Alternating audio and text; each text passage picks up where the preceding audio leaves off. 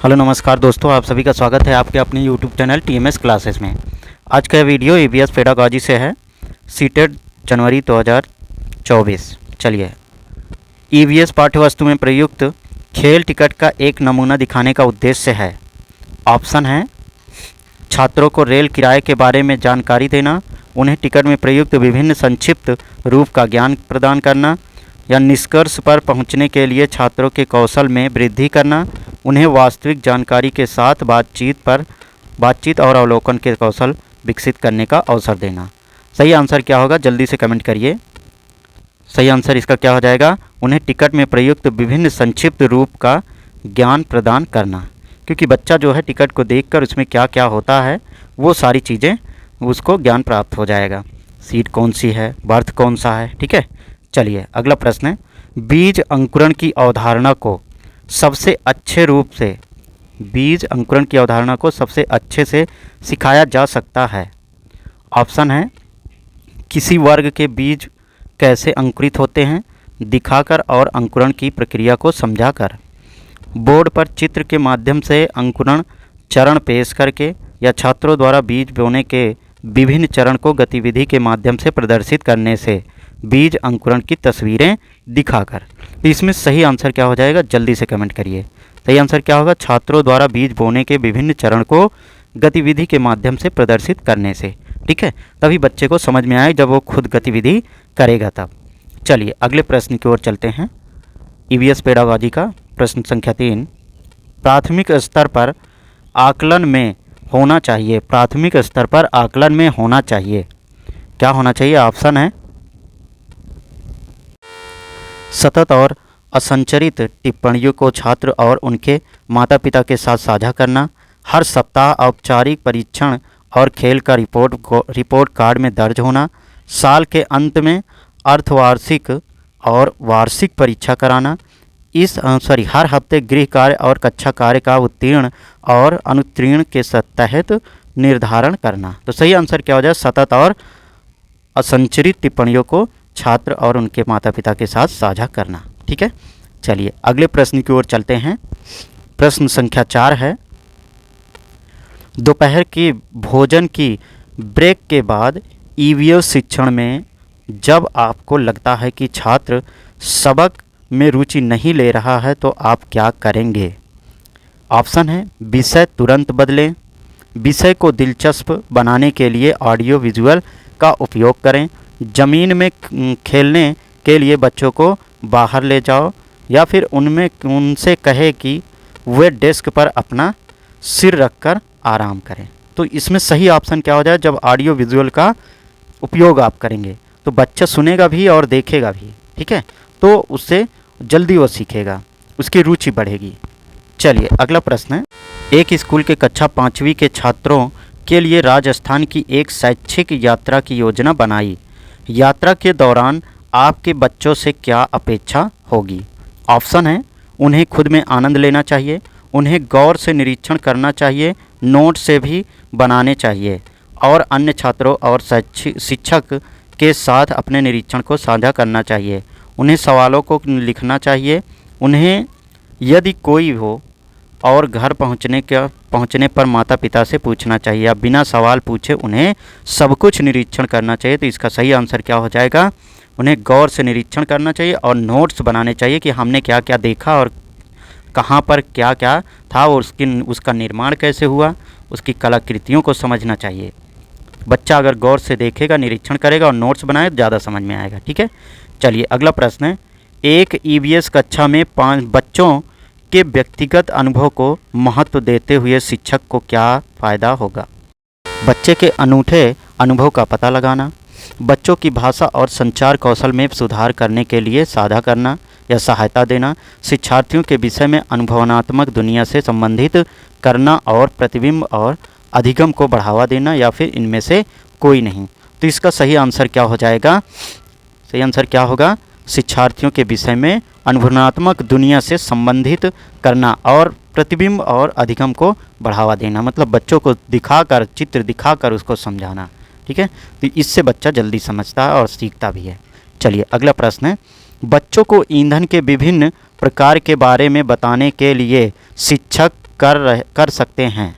Option है, एक चटाई पर ईंधन की तस्वीरें दिखाना, बच्चों को विभिन्न ईंधन की सूची बनाने के लिए कहना, ईंधन लिखा है, कक्षा में ईंधन में कुछ नमूने दिखाना, एक लघु फिल्म के साथ साथ बच्चों को बताना कि खाना पकाने के लिए ईंधन के किन संभावित प्रकारों का इस्तेमाल किया जा सकता है।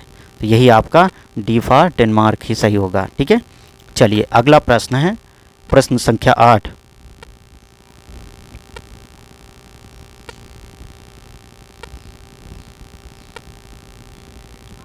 एक नक्शे को पढ़ने के लिए आवश्यक कौशल है। एक नक्शे को पढ़ने के लिए आवश्यक कौशल है। ऑप्शन है, उत्कृष्ट ड्राइंग और पेंटिंग कौशल, एक दुनिया पर गणना और स्केच पदों का उपयोग करने की क्षमता, अर्थपूर्ण क्षमता से बाहर आकर्षित करने के लिए उत्कृष्ट संचार कौशल, स्थानों, दूरी और दिशाओं के संबंधों की स्थिति को समझने की क्षमता। नक्शे को पढ़ने के लिए, ठीक है, आवश्यक कौशल क्या हो जाए? स्थानों, दूरी और दिशाओं के संबंधों की स्थिति को समझने की क्षमता होनी चाहिए बच्चों में। ये चीज़ एक कौशल दिखाना है, ठीक है, जिससे बच्चे समझ सकते हैं। चलिए अगला प्रश्न है, असाइनमेंट के बारे में निम्नलिखित तथ्यों में से कौन सा सही है? असाइनमेंट के बारे में निम्नलिखित तथ्यों में से कौन सा सही है? ऑप्शन है, विविधता और अभ्यास प्रदान करने के लिए कक्षा कार्य बाद हर दिन गृह कार्य में असाइनमेंट किए जाने की ज़रूरत है। असाइनमेंट कार्य मूल्यांकन एकमात्र तरीका है, या फिर असाइनमेंट शिक्षार्थियों को जानकारी की खोज के लिए अपने विचारों का निर्माण और उन्हें स्पष्ट करने का अवसर प्रदान करते हैं। फिर माता पिता भाई बहन अपनी योग्यता के अनुसार असाइनमेंट कर सकते हैं। तो इसका सही आंसर क्या होगा? जल्दी से कमेंट करिए। सही आंसर क्या होगा? असाइनमेंट शिक्षार्थियों को जानकारी की खोज के लिए अपने विचारों का निर्माण और उन्हें स्पष्ट करने का अवसर प्रदान करते हैं, ठीक है, जिससे कि बच्चा इसके बारे में अच्छी प्रकार से जानकारी ग्रहण कर सकता है। चलिए, निम्न में से कौन सा एक ईवीएस पुस्तक में पहेलियाँ और पहेली सहित एक उद्देश्य नहीं है? देखिए, ये प्रश्न उद्देश्य नहीं है, मतलब निगेटिव, ठीक है। तो छात्रों में महत्वपूर्ण सोच की क्षमता विकसित कर, या फिर छात्रों में तर्क करने की क्षमता विकसित करना, या फिर छात्रों के मन भ्रमित और उन्हें भ्रम का आनंद लेने के लिए। तो इसमें सही ऑप्शन सी वाला हो जाएगा, ठीक है। छात्रों के मन को जो भ्रमित होता है उनका मन, और उन्हें भ्रम का आनंद जो होता है, इसके लिए ये उद्देश्य नहीं है, ठीक। चलिए अगला प्रश्न है प्रश्न संख्या 11। सरल प्रयोगों और प्रदर्शनों को ईवीएस कक्षा में प्रदर्शित किया जा सकता है। सरल प्रयोगों और प्रदर्शनों को ईवीएस कक्षा में प्रदर्शित किया जा सकता है आप बच्चों को अपने दम पर जानने के लिए और अपने परीक्षण कौशल को अधिक विकसित करने के लिए। वरिष्ठ कक्षाओं में जो किया जा रहा है उसका पालन करने के लिए, या भी विचारों, रिकॉर्ड और चर्चा करने और छात्रों द्वारा उठाए गए सवालों के आधार पर टिप्पणियों का विश्लेषण करने के लिए, छात्रों को नियंत्रित करने और कक्षा में अनुशासन अनुष्ठित करने के लिए। तो सही आंसर क्या हो जाएगा? विचारों, रिकॉर्ड पर चर्चा करने और छात्रों द्वारा उठाए गए सवालों के आधार पर टिप्पणियों का विश्लेषण करने के लिए, ठीक है। तो ये प्रयोग प्रदर्शन द्वारा ईवीएस कक्षा में होना चाहिए, ठीक। चलिए अगला प्रश्न है, टीवीएस लिखा, ईवीएस की कक्षा में अवधारणाओं को समझने के लिए कविता और कहानी कहना किस प्रकार सहायता करता है? पाठ सुखद और रोचक बनाता है, स्थानीय और वैश्विक स्तर पर दुनिया की प्रकृति की कल्पना और अन्वेषण की क्षमता को बढ़ावा देता है, या भी शिक्षार्थियों के बीच भाषा और संस्कृति विविधता की देखभाल करता है, सही दिशा में छात्रों की ऊर्जा को लगाता है। तो सही आंसर क्या हो जाएगा? जल्दी से कमेंट करिए, क्या होगा इसका सही आंसर? स्थानीय और वैश्विक स्तर पर दुनिया की प्रकृति की कल्पना और अन्वेषण की क्षमता को बढ़ावा देता है, ठीक है। चलिए अगला प्रश्न है प्रश्न संख्या 13। हमारे देश में ऐसे गांव हैं जहां के ग्रामवासी अत्यधिक वर्षा होने के कारण अपने घरों को बांस के खंभों पर जमीन से 10 से 12 फीट या 3 से 3.5 मीटर ऊंचाई पर बनाते हैं। इन घरों को अंदर से लकड़ी का ही बनाया जाता है। ये गांव कहाँ होने चाहिए? तो ऑप्शन है, हिमाचल प्रदेश, तमिलनाडु, असम और उत्तराखंड।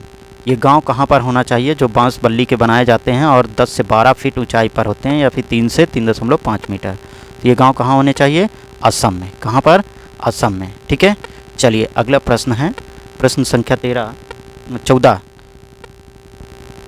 एक प्राथमिक स्तर की अध्यापिका जलाभाव कक्षा 4 के बच्चों को प्रभावपूर्ण तरीके से प्रकार आंकेगी। मतलब कि बच्चों का क्या प्रकार है, उनका क्या प्रभाव पड़ता है वो चीज़।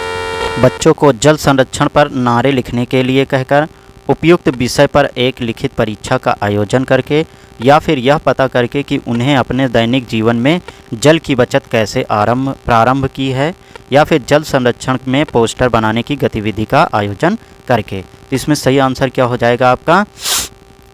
क्या होगा? यह पता करके कि उन्होंने अपने दैनिक जीवन में जल की बचत कैसे प्रारंभ की है। ठीक है, इसका पता लगाने के लिए। ठीक, चलिए अगला प्रश्न है।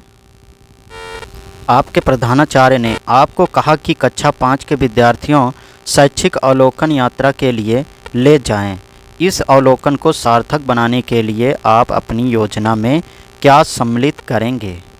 ऑप्शन है क्रियाकलापों की एक स्तरीकृत शीट उस स्थान के बारे में तैयार करना और प्रामाणिक तथा सार्थक अध्ययन के लिए उसे विद्यार्थियों के साथ यात्रा से पूर्व साझा करना। जहां जाना हो उसके बारे में जानकारी प्राप्त करने और पढ़ने के लिए विद्यार्थियों को कहना। तीसरा ऑप्शन है आनंद के लिए पर्याप्त भोजन और खेलों के साथ ले जाना, खेलों के सामान को। ठीक है, तथा ऑप्शन डी है यह सुनिश्चित करना कि विद्यार्थी अनुशासित रहें और उस स्थान का शांतिपूर्वक अवलोकन करें। तो सही आंसर क्या होगा? पहला, क्रियाकलापों की एक स्तरीकृत शीट और उस स्थान के बारे में तैयार करना, जो कि विद्यार्थियों के जाने से पूर्व ही उसको साझा कर देना है। ठीक है, सभी विद्यार्थियों के पास होना चाहिए वो शीट। ठीक, चलिए अगला प्रश्न है। प्राथमिक स्तर पर पर्यावरण अध्ययन के आकलन में निम्नलिखित में से कौन सा एक संकेतक उपयुक्त नहीं है? देखिए, निगेटिव प्रश्न है। ठीक है, ऑप्शन है स्मरण रखना, प्रश्न पूछना, न्याय और समानता के प्रति चिंता, या फिर सहयोग। तो इसका सही आंसर क्या हो जाएगा? प्राथमिक स्तर पर पर्यावरण अध्ययन का आकलन करना है आपको। तो सही आंसर क्या हो जाएगा आपका? प्रश्न पूछना तो बच्चों की जानकारी के लिए है, न्याय और समानता के प्रति चिंता भी करना चाहिए आपको, सहयोग भी करना चाहिए।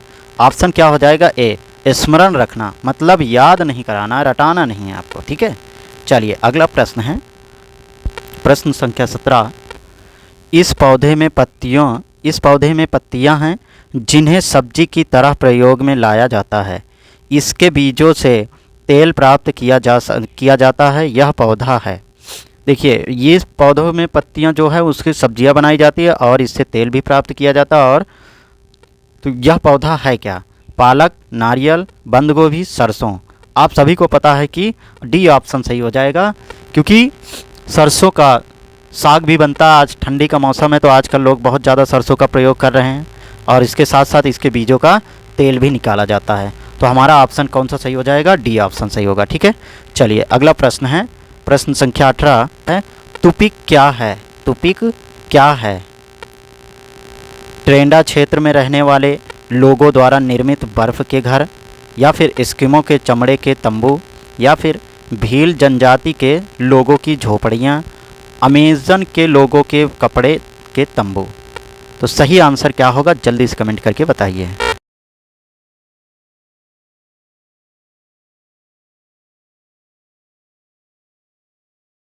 आंसर एस्किमो के चमड़े के तंबू। देखिए, जो एस्किमो लोग जनजाति लोग होते हैं ये कहाँ रहती हैं? बर्फीले क्षेत्रों में, और इनके घरों को इग्लू कहा जाता है। क्या कहा जाता है? इग्लू कहा जाता है। ठीक है, या और इनका जो घर होता है उसकी जो फर्श होती है उसमें चमड़े, मतलब जानवरों के चमड़े लगाए जाते हैं, जिसकी वजह से थोड़ा सा ऊष्मा मिलती रहे। ठीक है, चलिए अगला प्रश्न है। एक क्षेत्र में ग्रामीण अपने घरों में बहुत मोटी दीवारें बनाते हैं जो मिट्टी से सनी होती है। घरों की छतें कटीली झाड़ियों से बनी हैं।